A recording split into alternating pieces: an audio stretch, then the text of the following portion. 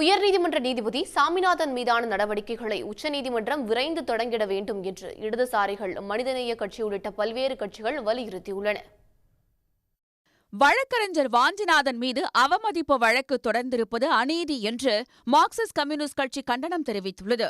அக்கட்சியின் மாநில செயலாளர் பே. சண்முகம் வெளியிட்டுள்ள அறிக்கையில், நீதிபதியின் மீதான புகாரை அவரே விசாரிப்பது இயற்கை நீதிக்கு எதிரானது என்றும், திறந்த நீதிமன்றத்திலேயே வழக்கறிஞரை கோழை என்று கூறுவதை மார்க்சிஸ்ட் கட்சி கண்டிப்பதாகவும் தெரிவித்துள்ளார்.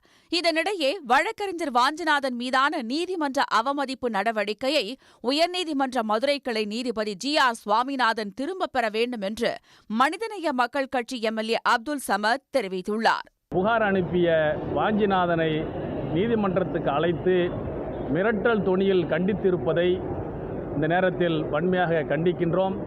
உடனடியாக தலைமை நீதிபதி அவர்கள் அவருக்கு சம்மன் அழைத்து அந்த வழக்கில் அதை விசாரிப்பதை தடுத்து நிறுத்த வேண்டும் என்பதை இந்த நேரத்தில் கேட்டுக்கொள்கிறேன். ஒவ்வொருவருக்கும் தனிப்பட்ட கொள்கைகள் இருக்கலாம், ஆனால் அவை நீதிமன்றத்தின் தீர்ப்புகளில் குறுக்கிடாமல் இருக்க வேண்டும் என குறிப்பிட்டுள்ள மனிதநேய மக்கள் கட்சியின் தலைவர் ஜவாஹிருல்லா, வழக்கறிஞர் வாஞ்சிநாதன் அளித்த புகாரின் மீது உச்சநீதிமன்றம் உரிய நடவடிக்கைகளை தொடங்க வேண்டும் என்று வலியுறுத்தியுள்ளார். மேலும் தன்மீது புகார் அளித்தவரை அழைத்து மிரட்டும் தொனியில் பேசும் நீதிபதி சாமிநாதனின் நம்பகத்தன்மையை பொதுமக்கள் எப்படி புரிந்து கொள்வார்கள் என்றும் ஜவாஹிருல்லா கேள்வி எழுப்பியுள்ளார்.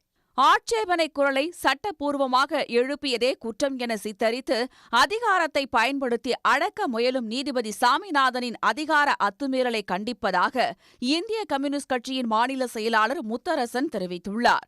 மேலும் வழக்கறிஞர் வாஞ்சிநாதன் மீதான நீதிபதி சுவாமிநாதனின் நடவடிக்கைகளை உச்சநீதிமன்றம் தடுத்து நிறுத்திட வேண்டுமென்றும் முத்தரசன் வலியுறுத்தியுள்ளார். உடனுக்குடன் செய்திகளை தெரிந்து கொள்ள சன் நியூஸ் பெல் ஐகானை கிளிக் பண்ணுங்க.